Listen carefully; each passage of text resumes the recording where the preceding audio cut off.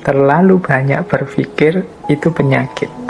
Kadang-kadang dalam hidup ini justru orang yang merasa sakit lebih besar, orang yang menderita itu mereka yang pinter, yang banyak berpikir. Orang yang tidak terlalu banyak berpikir, ya dia tidak terlalu gelisah tentang hidup ini. Hidup ini dijalani saja, dinikmati saja sesuai dorongan-dorongan dirinya. Tidak terlalu banyak pertimbangan. Ini lebih nyaman.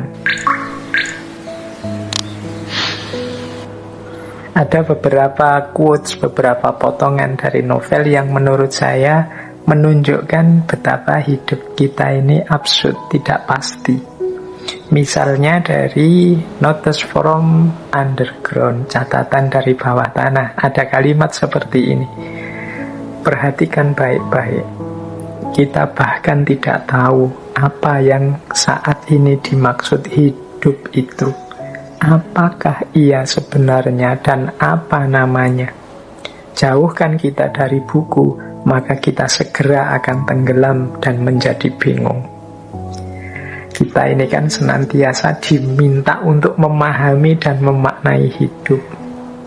Tapi menurut Dostoyevsky dalam novelnya ini, sebenarnya kita itu tidak tahu.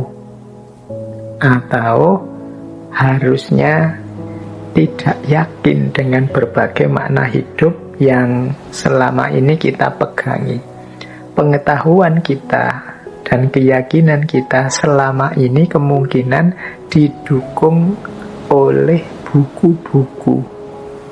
Idealisme yang ada dalam konsep-konsep yang ada di buku. Sebagian besar kita kalau ditanya apa makna hidup itu ya jawabannya jawaban buku. Jadi jawaban yang kita peroleh dari ideal-ideal ilmu pengetahuan. Padahal hidup itu tidak sesederhana itu. Makanya dalam quotes ini, jauhkan kita dari buku-buku maka kita akan segera tenggelam dan menjadi bingung. Seandainya semua konsep dari buku-buku itu kita buang, terus kita membaca sendiri hidup ini, mungkin kita ya terus jadi bingung. Kenapa bingung? Karena hidup ini tidak seseragam yang kita bayangkan. Hidup ini tidak semonoton, tidak sepasti apa yang diuraikan oleh buku-buku.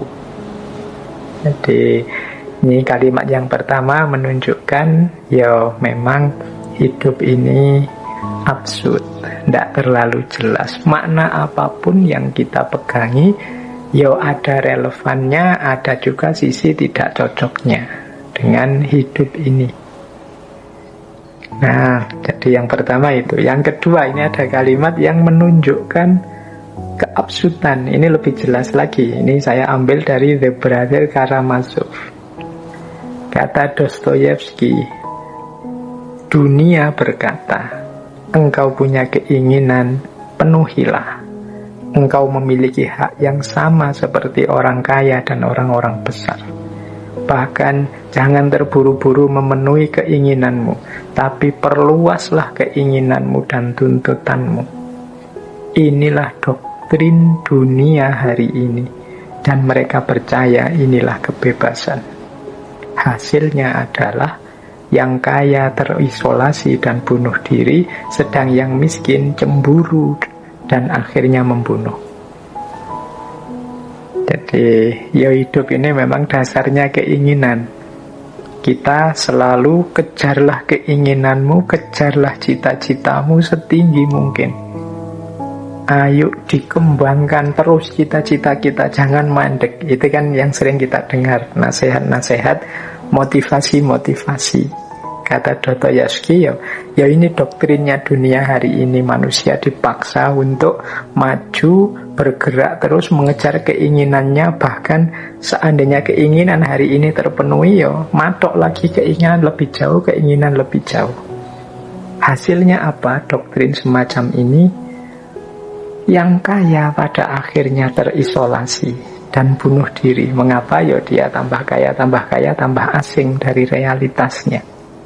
dia kehilangan sisi kemanusiaannya. Mungkin dia jemu, dia jenuh dengan hidupnya. Jadi banyak orang mengejar-ngejar kesuksesan, keberhasilan. Begitu sukses dan berhasil, dia sendiri malah jemu dan jenuh dengan hidupnya. Makanya banyak kan cerita-cerita orang besar, artis yang harusnya dia sangat bahagia. Banyak orang lain mimpi ingin seperti dia, tapi dia sendiri malah bunuh diri. Kenapa? Dia merasa asing dari dirinya sendiri. Dia terisolasi. Sejak muda mungkin dia dicekoki, ayo ngejar cita-cita, mengejar mimpi. Begitu teraih benar mimpi itu, dia justru merasa hampa. Maka kalimatnya Dostoyevsky, yang kaya terisolasi dan bunuh diri, sementara yang miskin cemburu. Dia lihat orang-orang kaya, wah aku kok nggak bisa yang mencapai keinginanku, aku nggak pengen kaya, nggak bisa, pengen sukses nggak bisa. Dia cemburu lihat yang lain sukses, yang lain kaya. Akhirnya ya membunuh, merusak, mencari jalan paling singkat untuk menemukan kekayaan. Jadi inilah absurdnya hidup. Kita diminta untuk bercita-cita tinggi, tapi yang sukses meraih cita-cita justru jemu, bosan, bahkan bunuh diri. Yang tidak sukses meraih cita-cita cemburu, galau, gelisah, bahkan membunuh orang, merusak, dan lain sebagainya. Nah, ini gambaran dari The Brother Karamazov. Ini menggambarkan betapa hidup ini absurd. Nah, bahkan ada lagi, ini ada quotes ketiga menunjukkan absurdnya hidup. Saya ambil dari The Idiot. Aku pikir kalau seseorang menghadapi satu kerusakan yang tidak terhindarkan, misalnya satu rumah ambruk menimpa dirinya, ia akan mencari tempat duduk, menunggu sambil memejamkan mata hingga tibalah apa yang akan tiba. Ini juga absurdnya manusia. Manusia itu ya secara natural dia menghindari rasa sulit, tidak suka dengan penderitaan dan lain sebagainya. Tapi kadang-kadang kita ketika sudah jelas akan menderita, sudah jelas akan sulit, kita malah diam saja. Ini paradoknya manusia. Kita tahu loh yang kita lakukan ini nanti efeknya mungkin membuat kita menderita, tapi ya sudah, kita jalan saja karena kita punya pamrihnya. Apapun yang kita putuskan itu kan selalu ada positifnya, selalu ada negatifnya. Biasanya kita hanya siap dengan yang positifnya. Kalau yang negatifnya datang, ya mau tidak mau, siap tidak siap, kita harusnya menerima. Ini digambarkan oleh Dostoyevsky. Seandainya kita duduk di dalam rumah, terus lihat rumahnya mau ambruk menimpa kita, itu orang itu kadang malah diam, menutup mata, nunggu keambruan beneran. Jadi kadang-kadang kan kita begitu ya, ada momen dimana misalnya kita mau mengalami bencana, itu malah tidak lari, tapi mungkin memejamkan mata, mungkin teriak saja, mungkin diam saja, begitu bengong sampai musibah itu benar datang. Jadi akhirnya kita tertimpa beneran oleh musibah itu. Loh, ini loh paradoknya manusia. Di momen ketika dia harus segera lari, dia malah diam. Di momen ketika dia diam, kadang-kadang dia malah kemerungsung lari. Ini absurdnya hidup. Jadi yaitu ilustrasinya ya, orang yang mau keruntuhan rumah. Kita mungkin sering begitu ya. Misalnya mau apa gitu, mau kena apa, sudah jelas-jelas mau nyampe ke kita biasanya terus malah diam, memejamkan mata sampai kena beneran. Nah, itulah absurdnya hidup ini. Kita tahu kalau kita jatuh cinta ada kemungkinan patah hati. Tapi kan kita lebih suka melihat senengnya mencintai daripada pahitnya patah hati. Begitu patah hatinya datang, yo mau tidak mau kita terima seperti orang yang agak melongo tadi, termangu ketika datangnya musibah. Itu bagian dari absurditas dalam hidup. Baik, kita jelajahi lagi ya ke isu eksistensial yang lain. Ada isu ketakutan tadi kan ya, kegelisahan. Dalam Brother Karamazov, ini kegelisahannya manusia itu banyak sebenarnya. Ada kematian, ada tidak tercapainya cita-cita, keterbatasannya sendiri, termasuk berhadapan dengan orang lain. Tapi dalam Brother Karamazov ini saya nemu kalimat yang menarik tentang ketakutannya manusia ini. Misalnya begini, kata Dostoyevsky, hari ini hampir semua orang yang memiliki kapasitas sangat takut untuk terlihat konyol dan menderita karenanya. Nah, jadi ini menarik. Ini menunjukkan orang itu semakin tinggi, semakin sukses, itu ketakutan-ketakutannya semakin banyak. Bahkan ketakutan-ketakutan terhadap hal-hal yang tidak penting. Misalnya ya, dulu waktu kita mungkin masih tidak punya apa-apa, mungkin masih, hitunglah masih miskin, uang juga tidak terlalu banyak. Urusan kostum, urusan baju itu yang penting bersih, yang penting belum jelek ya tetap kita pakai. Tetapi begitu uang banyak, mungkin kita cukup untuk beli baju yang kelas-kelas 100, 200 sampai 1 juta mampu misalnya. Nah kita mulai sudah, tidak sekedar baju bersih, tapi mungkin baju yang pantas, baju yang baru, baju yang bisa buat mejeng, bisa buat, nah itu sudah standarnya berbeda. Apalagi kita yang kaya raya sama sekali, sudah. Kadang baju itu kan sekali pakai, malu kita pakai lagi untuk yang kedua kalinya.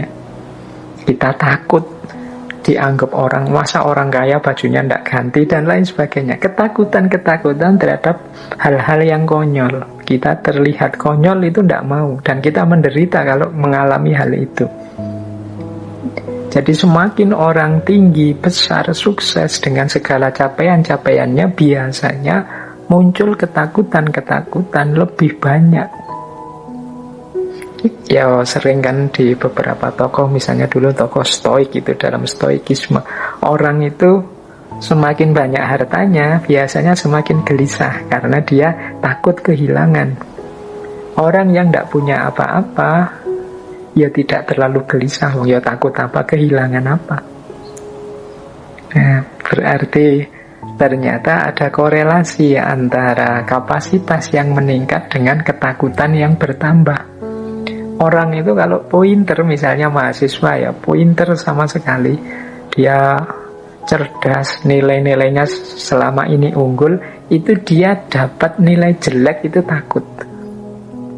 Nah, ada ketakutan dapat nilai jelek. Tapi mahasiswa biasa-biasa yang ya IP-nya sudah yang penting selamat begitu saja, itu dia tidak ada ketakutan dengan nilai jelek, orang sudah biasa dapat nilai jelek. Jadi jumlah ketakutannya lebih sedikit.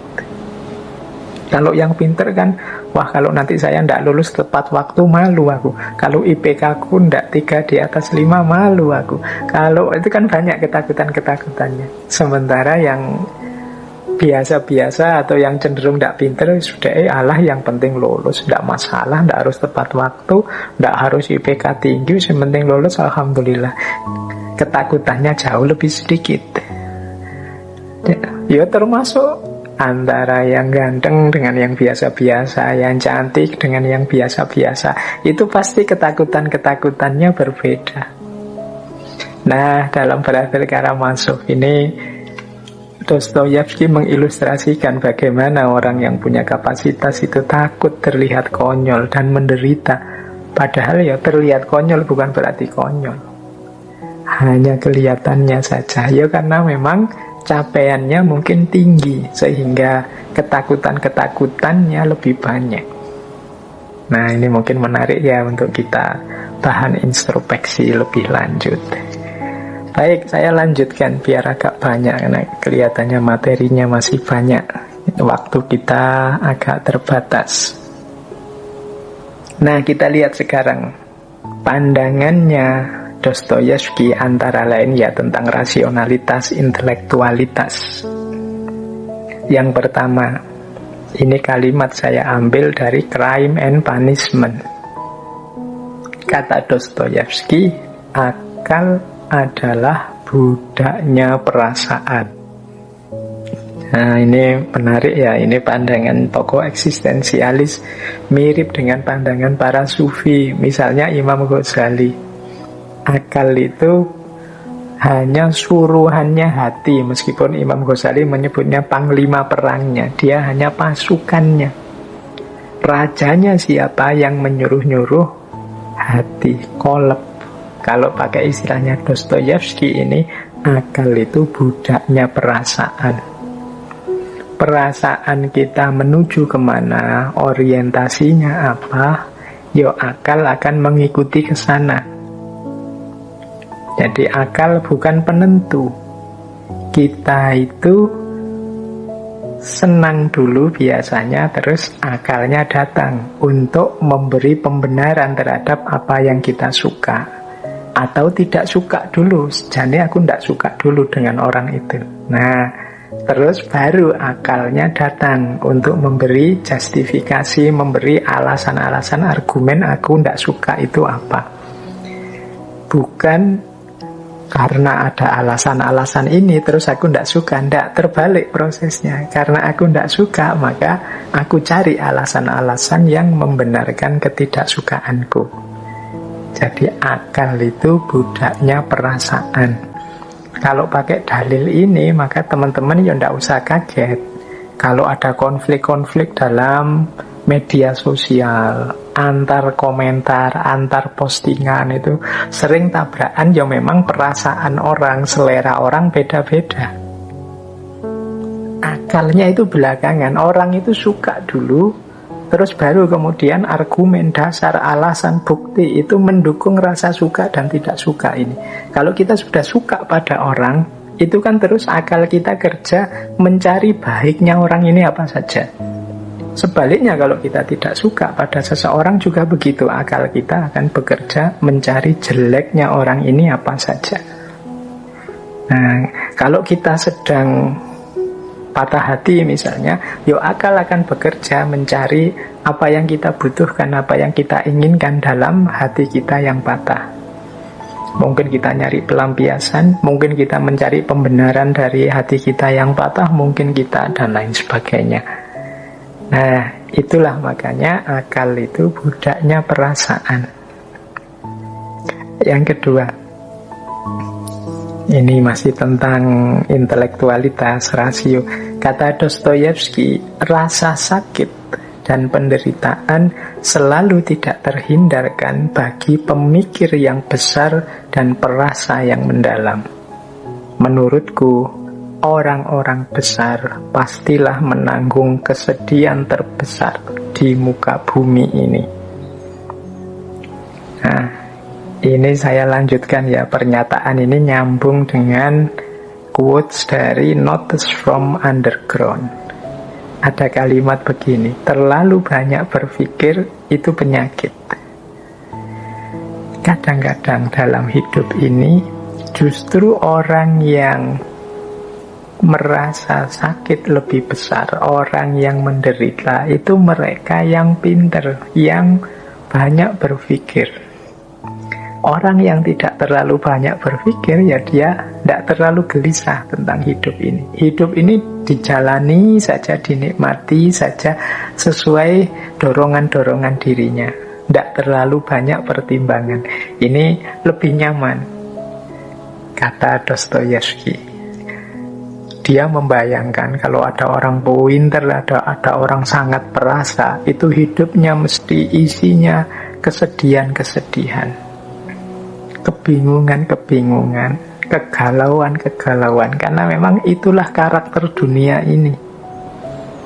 Ada banyak hal-hal tidak rasional yang terjadi, seperti tadi ya, berhubungan dengan hukum alam dan lain sebagainya. Maka kata Dostoyevsky, terlalu banyak mikir itu penyakit. Ya, manusia memang butuh berpikir, tapi terlalu banyak berpikir, apa-apa mau diperdalam, apa-apa mau direnungi. Kadang-kadang justru hasilnya adalah kesedihan-kesedihan. Hasilnya adalah rasa sakit dan penderitaan. Maka jangan dikira orang yang sangat pintar itu enak. Dalam banyak hal kadang-kadang kita mending tidak tahu daripada tahu. Dalam banyak hal. Nanti teman-teman boleh direnungi ya. Ada banyak peristiwa, banyak kasus dalam hidup ini yang lebih baik kita tidak tahu. Begitu kita tahu, penderitaan kita bertambah, rasa sakit kita bertambah. Kadang-kadang tentang hal-hal yang tidak penting. Misalnya ya, ada teman kita ngomong jelek di belakang kita, itu kan kita tidak tahu. Saat kita tidak tahu, kita nyaman saja bergaul dengan dia, hidup kita cerah-cerah saja. Tiba-tiba ada yang cerita ke kita, teman yang satu itu kalau ngomong tentang kamu jelek. Drop kan kita, sedih kan kita. Akhirnya kalau bersama dia sekarang isinya marah kita, ingin balas, tidak percaya dan lain sebagainya. Pahit sekali hidup kita. Tambah pengetahuan, tambah penderitaan. Ini cara membaca konteksnya seperti itu. Karena kadang-kadang memang dalam hidup ini beberapa hal lebih baik kita tidak tahu. Karena begitu kita tahu, ya penderitaan kita bertambah. Nah, ada lagi yang menurut saya kalimat yang menarik dari Dostoyevsky tentang kecerdasan, tentang intelektualitas. Kata dia, diperlukan lebih dari kecerdasan untuk bertindak secara cerdas. Pinter dalam pikiran saja tidak cukup. Orang juga harus pinter dalam keputusan dan tindakan. Pinter dalam keputusan dan tindakan inilah nanti yang dalam filsafat sering kita sebut bijaksana. Jadi berpikir rasional saja, berpikir kritis saja tidak cukup. Kita perlu berpikir yang bijaksana, berpikir yang sesuai dengan konteks, dengan situasi. Itu yang disebut bertindak secara cerdas. Tidak selalu kebenaran itu mungkin harus diungkapkan apa adanya. Ada kalanya kita agak muter sedikit, ada kalanya malah justru kita harus diam biar tidak mengacaukan yang lebih besar. Itu namanya bijaksana. Jadi ya teman-teman yang pengalaman hidupnya banyak nanti ngerti kok bagaimana bersikap bijaksana itu. Jadi yang pertimbangannya tidak sekedar kebenaran yang rasional. Karena kalau kebenaran yang rasional saja kadang-kadang kita keliru memutuskannya. Kalau hanya sekedar 1 tambah 1 2 ya kadang-kadang tidak pas. Seperti ceritanya Konfusius tadi. Kalau hanya sekedar melihat aspek benar 1 tambah 1 2, 8 kali 3, 24, ya orang bisa kehilangan nyawa. Di sini pinternya pembacaan situasi demi kebijaksanaan. Baik, jadi itu aspek intelektualitas. Dan ini dilanjutkan dalam beberapa gagasan tentang kebalikannya kecerdasan atau intelek, yaitu kebodohan. Menarik nanti kalau teman-teman membaca The Brother Karamazov. Dia bilang begini, kata Dostoyevsky tentang kebodohan ini. Ini semua orang kan ingin menghindar dari kebodohan, tapi dia punya persepsi sendiri tentang kebodohan ini. Kata Dostoyevsky, semakin bodoh seseorang, justru semakin dekat dia dengan kenyataan. Semakin bodoh seseorang, semakin dia jelas. Kebodohan itu ringkas dan tanpa trik atau seni apapun. Sementara kecerdasan itu berkelit dan menyembunyikan dirinya sendiri. Kecerdasan itu tanpa prinsip, Sedangkan kebodohan itu jujur dan lugas. Nah, ini kalimatnya ini perlu dimaknai agak hati-hati nih nanti. Jangan-jangan setelah ini terus teman-teman saya milih bodoh saja lah Pak kalau begitu. Ya maksudnya Dostoyevsky tidak ke situ. Yang dimaksud oleh Dostoyevsky itu kurang lebih begini. Jadi orang yang pinter itu karena ilmunya banyak, perspektifnya luas, itu kadang-kadang malah tidak jernih kalau membaca sesuatu. Jadi pikirannya disibukkan oleh teori-teori yang ada di kepalanya. Jadi dia sibuk membaca dengan teori-teori yang dia miliki. Akhirnya sulit memahami kenyataan apa adanya. Ya karena terdistraksi, terhalangi oleh kepandaiannya. Sementara orang bodoh, saya tidak tahu ya kalimat bodoh ini semoga tidak sensitif ya. Maksudnya orang yang wawasannya tidak terlalu luas, yang sederhana apa adanya memahami kenyataan, itu cenderung lebih jujur, lebih lugas apa adanya.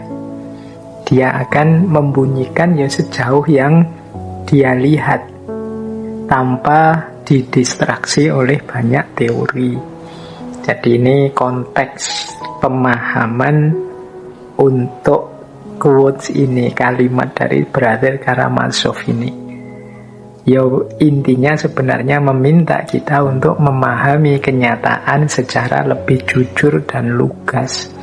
Tidak harus dibulet-bulet, tidak harus dirumit-rumitkan. Wong ya fakta biasa-biasa. Kadang-kadang kan kalau ilmuwan itu jadi rumit, jadi bulet, tidak karu-karuan. Ingin ngomong sesuatu yang bisa dinyatakan dalam 2-3 kalimat, itu kalau ilmuwan itu bisa jadi satu buku, bisa jadi satu artikel panjang. Nah ini tambah rumit, kata Dostoyevsky, tambah tidak jelas. Nah terus ada lagi quotes yang menurut saya menarik tentang kebodohan ini. Kata Dostoyevsky ini dalam novelnya The Idiot. Aku orang bodoh yang berhati namun tanpa pikiran, dan engkau orang bodoh dengan banyak pikiran namun tanpa hati. Kita berdua tidak bahagia, kita berdua menderita. Jadi kalau ada orang cerdas hatinya tapi tidak pinter pikirannya, atau sebaliknya ada orang yang tidak pinter hatinya tapi cerdas hatinya, jadi mata batinnya itu canggih menangkap realitas, yang satu pikirannya canggih menangkap realitas, tapi tidak dua-duanya. Selama tidak dua-duanya, kita berdua menderita. Kalau ada orang yang pikirannya pinter tapi hatinya tidak, ya mungkin kebenaran-kebenaran yang sumbernya dari pikirannya tidak terbaca oleh hatinya. Hatinya tetap gelap. Akhirnya dia gelisah, karena tadi ya kuncinya orang hidup itu perasaan dan hatinya. Kebenaran dari pikirannya yang tidak nyambung dengan rasa yang ada di hati bisa jadi sumber masalah. Sebaliknya juga begitu. Ada orang yang hatinya canggih sekali, jernih sekali menangkap realitas, tapi pikirannya tidak. Pikirannya gelap. Oh, ini juga dia kalau penelitian namanya tidak bisa mengolah data. Datanya sih pas, tapi tidak bisa dibaca, wong pikirannya gelap. Ya dia tidak akan bahagia juga. Kayak orang, saya paham sih, tapi ngomongnya gimana ya? Saya ngerti, tapi mengekspresikannya gimana? Nah itu kan pikirannya tidak canggih, meskipun hatinya canggih. Tapi ada orang yang sebaliknya. Nah ini dua-duanya tidak bahagia. Kalau kita ingin jadi orang bahagia, ya pikiran dan hati kita sejalan, sama-sama hidup. Baik, ini ada kalimat yang unik. tentang kebodohan juga dari Dostoyevsky. Dia menyatakan begini, orang pinter itu tidak bisa menjadi apapun secara serius. Hanya orang bodoh yang bisa menjadi sesuatu. Ini juga kita baca konteksnya ya, jangan digeneralisir untuk semua kasus. Maksudnya Dostoyevsky itu begini loh. Orang itu kalau pinter itu kan wawasannya luas, dia ngerti macam-macam, akhirnya malah susah yakin, susah untuk mantep. Orang pinter itu mau ini nanti jangan-jangan begini, mau itu nanti jangan-jangan begitu. Dia tahu berbagai alternatif yang berbeda dari kebenaran atau kebaikan yang mau dia ambil. Akhirnya jadinya tidak terlalu mantep. Tapi orang yang tidak pinter, atau katakanlah orang yang bodoh, seperti yang mungkin sering kita lihat, orang-orang yang tidak ngerti banyak hal, itu biasanya lebih mudah diyakinkan, lebih mudah mantep ketika memahami sesuatu. Jadi orang pinter sulit untuk jadi apapun secara serius, karena dia tahu kelemahan-kelemahannya, dia tahu kemungkinan-kemungkinan salahnya dan lain sebagainya. Tapi orang yang belum matang ilmunya itu lebih mudah memutuskan, lebih mudah mantep. Makanya kadang-kadang ya ada orang itu sampai umurnya banyak sekali, ilmunya mateng, itu malah sulit untuk menemukan jodoh menikah. Mungkin karena mikirnya panjang. Jadi ada calon ini, dia merasa, wah kalau calon pasanganku begini, nanti kalau dia begitu gimana, orang kayak gini itu cirinya gini, wah ini nanti jadi masalah dan lain sebagainya. Akhirnya dia lambat memutuskannya, dibandingkan mungkin anak-anak muda yang belum banyak ngerti apa-apa, yang penting jatuh cinta terus pingin kawin, pertimbangannya tidak terlalu panjang. Oh, itu lebih mantap menjalani pernikahan. Ini contoh saja, ilustrasi kasar-kasaran ya. Jadi itu yang dimaksud dari quotes ini tentang kebodohan dan kepintaran. Jadi orang pinter itu ya bagus sih, luar biasa, tapi kadang-kadang secara praktis mereka ini tidak mantep. Jadi kalau dimintai pertimbangan apa-apa, itu dia tidak terlalu mantep nasihatnya. Kenapa? Dia sendiri tahu berbagai alternatif kelemahan-kelemahan dari nasihatnya itu. Jadi mau saya suruh sabar, tapi nanti orang sabar itu kecenderungannya dia tidak maju, dia susah untuk bertanding, berlaga di dunia yang serba cepat, kompetitif ini. Mau saya suruh. Jadi ada banyak pertimbangan-pertimbangan yang membuat tidak mantap. Itu cirinya orang pinter. Nah, jadi teman-teman, Pak saya kok sulit memutuskan, ya Pak saya kok sulit mengambil keputusan tentang sesuatu, kok tidak mantep ya Pak saya jadi apa-apa. Itu jangan-jangan teman-teman sudah pinter, pikirannya luas, jadi pertimbangannya macam-macam, jadi kurang mantep. Baik, ya ini perspektif yang berbeda tentang kepandaian dan kebodohan dalam hidup. Yuk, baik, sekarang yang mungkin agak unik ya, yang agak positif-positif, mungkin masih ada waktu sebentar. Saya jelaskan secara cepat saja, di luar yang eksistensial tadi saya jelaskan sebentar aspek ketuhanan. Jadi Dostoyevsky ini seorang yang sangat religius sebenarnya, karena sejak kecil diperkenalkan agama oleh orang tuanya. Ada beberapa kalimat dari novel-novelnya yang menurut saya menarik tentang Tuhan, tentang keimanan.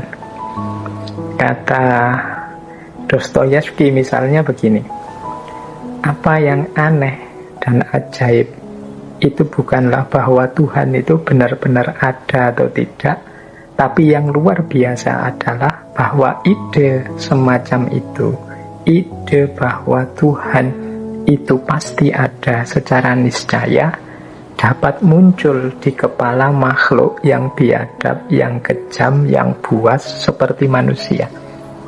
Ini diambil dari The Brother Karamazov. Jadi mungkin yang luar biasa bukan keyakinan kita bahwa Tuhan itu ada atau tidak, tapi pandangan bahwa Tuhan itu ada, itu ternyata tidak hanya ada di orang-orang soleh, di orang-orang religius, manusia-manusia spiritual. Tapi pandangan bahwa Tuhan itu ada juga bisa muncul di kepala orang-orang yang biadab, yang kejam, yang buas. Jadi manusia ini kan sepanjang sejarah hidupnya berdarah-darah. Kalau bahasanya para malaikat itu kan mayyufsidu fiha wa yasfikud dima. Lu makhluk yang kejam, yang senantiasa bunuh-membunuh, selalu konflik, itu ternyata tidak melepaskan ide tentang Tuhan di kepalanya.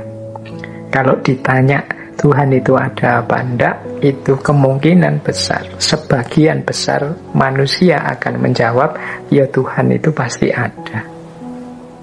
Ini yang menurut Dostoyevsky menarik. Lu makhluk itu yang kelakuannya sama sekali tidak menggambarkan sebagai sosok yang percaya Tuhan, karena dia biadab, dia kejam, dia buas. Tapi ternyata kelakuannya ya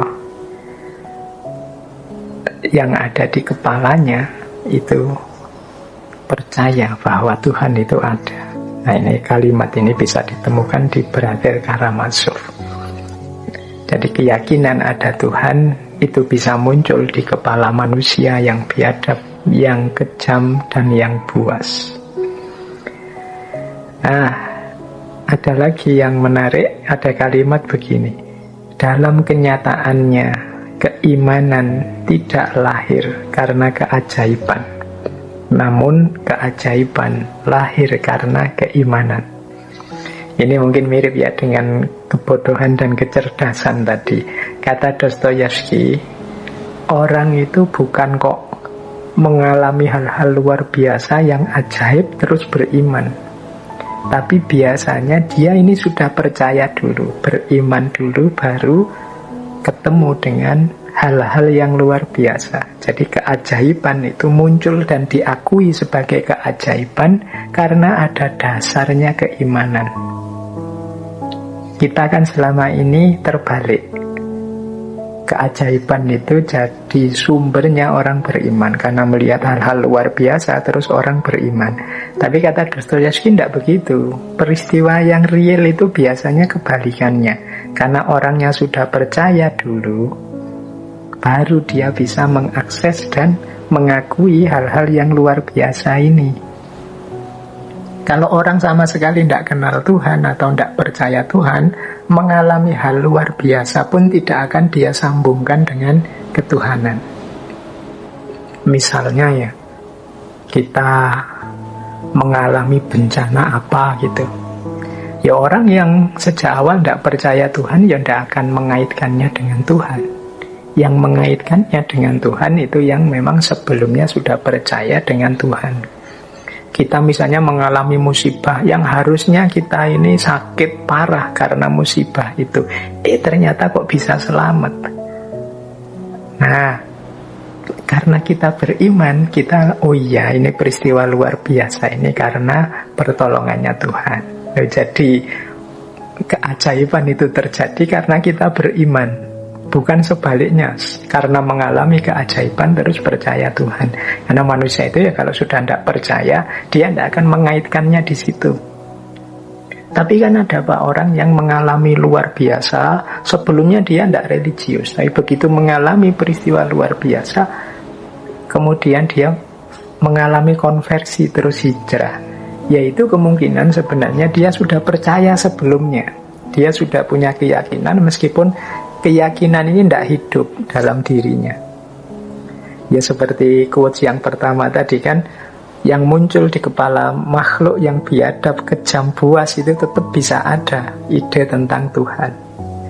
Ya karena sebelumnya sudah kenal Tuhan, meskipun tidak aktif mengabdi, tidak aktif melakukan kebaikan-kebaikan religius, begitu mengalami sesuatu yang luar biasa, yang kemarin keimanannya tidak hidup, sekarang jadi hidup. Nah ini pandangan-pandangannya Dostoyevsky.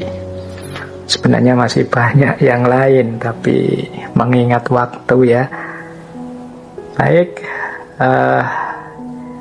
karena waktunya terbatas, kita akhiri dengan 2 quotes untuk malam hari ini dari Dostoyevsky.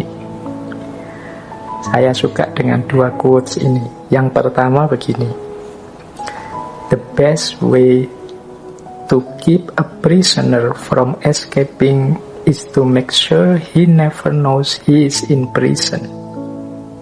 Jalan terbaik untuk membuat seorang narapidana tidak kabur adalah dengan memastikan dia tidak pernah tahu bahwa dia di dalam penjara. Nah, ini kita jadikan bahan introspeksi ya. Banyak orang itu yang terpenjara tapi tidak sadar. Banyak orang yang dikungkung tapi dia tidak sadar. Mungkin dikungkung oleh ideologi, dikungkung oleh lembaga, dikungkung oleh ideal-ideal yang dia miliki. Sehingga dia punya anugerah kebebasan tapi macet. Macet itu tidak pernah dia gunakan. Hidupnya tenggelam dalam ide-ide, organisasi-organisasi, kelompok-kelompok di mana dia berafiliasi. Dia tidak sadar bahwa semua itu memenjara dirinya. Dia tidak tahu bahwa itu penjara. Dan akhirnya apa? Ya dia tidak akan punya niat untuk kabur. Karena niat untuk kabur itu kan dari orang yang sadar dia di penjara. Kalau dia tidak sadar di penjara, ya tidak akan dia berniat untuk kabur. Yang terakhir, ini ada kalimat, "Be the sun and always will see you." Jadilah matahari dan semua orang akan melihatmu. Fyodor Dostoyevsky. Jadilah bercahaya, jadilah tinggi, jadilah yang menerangi, maka semua orang akan mengakui eksistensimu, akan tunduk di hadapanmu, akan mengakui kehadiranmu. Kehadiranmu adalah sesuatu yang penting dan berharga untuk mereka. Jadi teman-teman, mari kita semua menjadi matahari dalam hidup kita dan lingkungan kita, sehingga tidak hanya kita yang eksis tinggi, tapi juga orang lain merasakan manfaat dari kehadiran kita. Be the sun and all will see you. Fyodor Dostoyevsky.